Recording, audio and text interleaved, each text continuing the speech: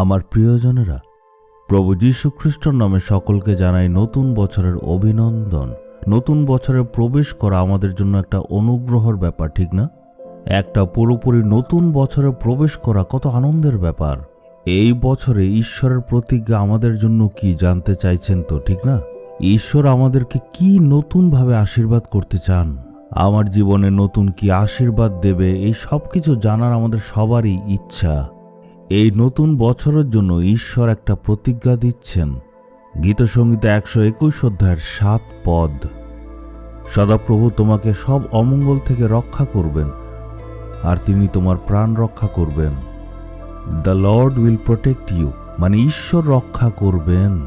এই প্রতিজ্ঞাটা ঈশ্বর আমাদেরকে কেন করছেন? কারণ এখন শেষ সময়, আর এই কথাটা শয়তান ভালো করে জানে। এই জন্য সে আমাদের জীবনে নানা রকম বাধা বিপত্তি আনবে, নানা রকম সমস্যা যন্ত্রণা আমাদের সামনে দাঁড় করাতে চাইবে। এই জন্য ঈশ্বর বলছেন, এই সকল বিপদ থেকে আমি রক্ষা করব। শয়তান আমাদেরকে নানাভাবে আর চারদিক থেকে আক্রমণ করার আর বিপদে ফেলার চেষ্টা করে, কিন্তু আমাদের এই মুহূর্তে ঈশ্বরের সুরক্ষা প্রয়োজন। এই শেষ দিনে আমাদের দরকার হচ্ছে ঈশ্বরের সুরক্ষা। ঈশ্বর প্রতিজ্ঞা করেছেন যে আমাদের জীবনে যত রকমের সমস্যা শয়তান নিয়ে আসুক না কেন, ঈশ্বর কিন্তু সবকিছু থেকে আমাদের রক্ষা করবেন। এখানে বলছে আমাদের প্রাণ রক্ষা করবেন, মানে আমাদের আত্মাকে ঈশ্বর রক্ষা করবেন। এর কারণ হচ্ছে শয়তান নানা প্রকারে আমাদেরকে ক্ষতি করতে চায়, যাতে আমরা আত্মায় পাপ করি, ঈশ্বরের বিরুদ্ধে কাজ করি। সে আমাদের জীবনে বিপদ নিয়ে আসতে চায়, যাতে আমরা ঈশ্বরের বিরুদ্ধে পাপ করি। এই বছর কিন্তু শয়তান এইসব কাজ আপনার জীবনে করবেন। এই জন্য ঈশ্বর বলছেন, আমি তোমার প্রাণকে রক্ষা করব, তোমার আত্মাকে রক্ষা করব। এর মানে শয়তান যতই আপনার জীবনে বিপদ আনুক, ঈশ্বর কিন্তু আপনাকে রক্ষা করবেন। আবার বলছে, তোমার আসার পথে আর যাওয়ার পথে আমি তোমাকে রক্ষা করব, আমি তোমায় সামলাবো। এর মানে হচ্ছে চারদিক থেকে ঈশ্বর আমাদেরকে সামলাবেন। আমাদের ঘরে দেখুন, আমাদের জীবনে দেখুন, কোনো না কোনোভাবে যাত্রা কিন্তু আমরা করতে থাকি। আমাদের সন্তানেরা স্কুলে যায়, আমরা নিজেরাও কাজের জন্য এদিক ওদিক যেতেই থাকি। তার মানে আমাদের আসার পথে আর যাওয়ার পথে ঈশ্বর কিন্তু আমাদেরকে সুরক্ষিত রাখেন।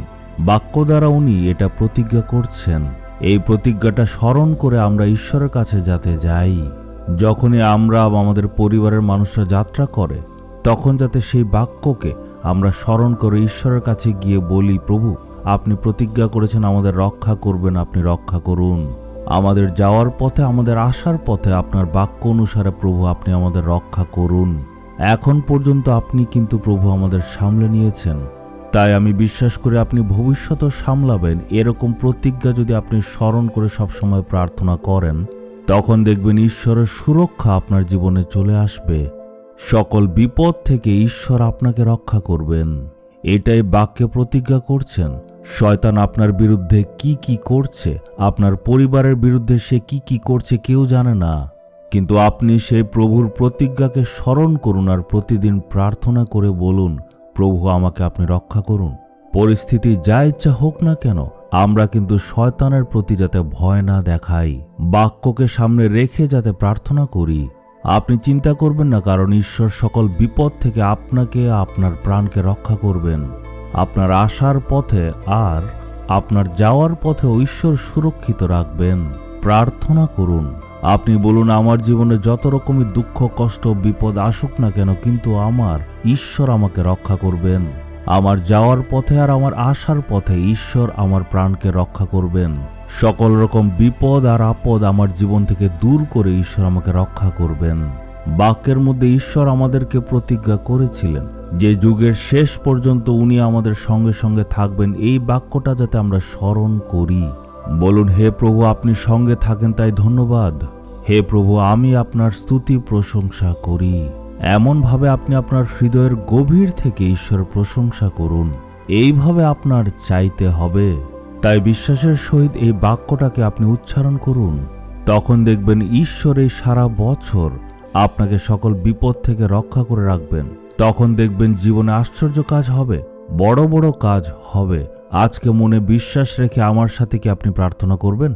হে প্রভু আপনাকে ধন্যবাদ জানাই, কারণ নতুন বছর দেখতে দিয়েছেন। এই নতুন বছরের প্রতিজ্ঞার জন্য আপনাকে ধন্যবাদ জানাই। আপনি প্রতিজ্ঞা করেছেন যে সবসময় আমাদের সঙ্গে সঙ্গে থাকবেন, তাই আপনাকে ধন্যবাদ জানাই। আপনার বাক্যর জন্য প্রশংসা করি। হে প্রভু, সকল বিপদ থেকে আপনি আমার প্রাণকে রক্ষা করেন। আমাদের আসা আর যাওয়ার পথে আপনি আমাদেরকে সুরক্ষিত রাখেন। সব রকম বিপদ আপদ থেকে আপনি আমাদেরকে রক্ষা করেন, তাই আপনাকে আমি ধন্যবাদ জানাই। সব রকম সমস্যা থেকে, সব রকম বিপদ থেকে প্রভু আপনি আমাদের রক্ষা করেন, ধন্যবাদ। আপনার সুরক্ষার উপর আমি বিশ্বাস করে আপনি আমার সঙ্গে থাকেন। এই প্রার্থনা প্রভু যীশু খ্রিস্টের নামে আমি চাইলাম। Amen, amen.